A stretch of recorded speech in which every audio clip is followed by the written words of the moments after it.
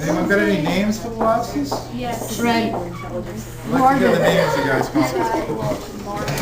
I like boardwalk. Yeah, Marvin's very shy. You're supposed to walk.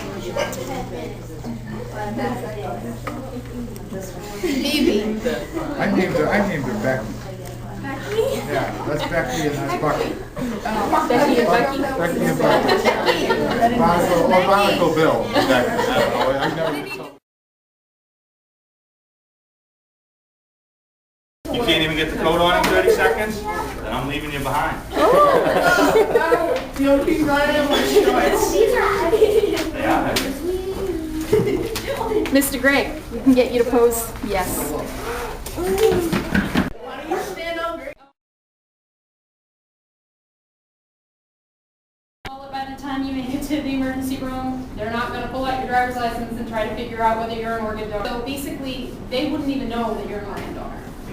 The only way that they find out whether you're registered to be an organ donor or not is by calling us. We have access to the database through the driver's license registry, and we can see who is registered to be an organ donor.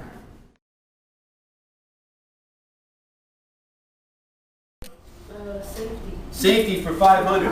Now, this is where we find out if you guys are paying attention. Okay? Safety for 500. Worn over the face to protect workers when they wash rocks. What was it? What is it? Go ahead. Pick one. Protect the environment for 200. Heavy oil can show up on the beach as these. I didn't really talk about this, so I'm going to tell you about it. Heavy oil, after it mixes around with the water a lot, becomes tar balls, right? And tar balls, they're not really that harmful because they're too big to be ingested by animals, and often they've got so much sand in them, they're not even really that sticky. A lot of times, we'll have crews that just walk the beach and pick up tar balls.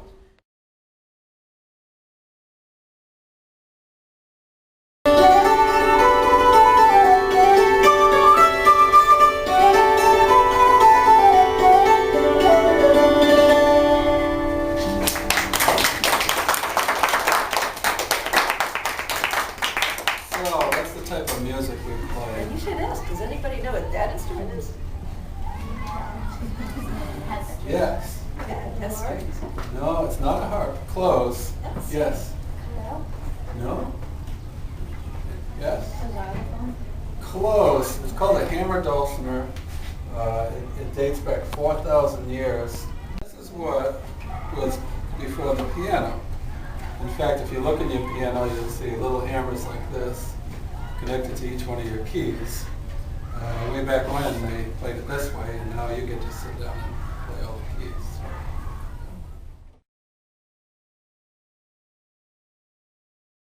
When this guy played this, we first heard this on records. I remember, I know my reaction was just like, oh my God, what's this guy doing? What's this guy doing? And it completely inspired me to even more to want to play because I wanted to figure it out.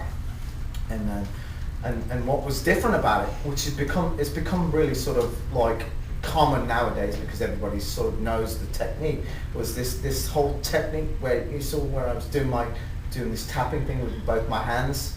This thing here where I was doing this.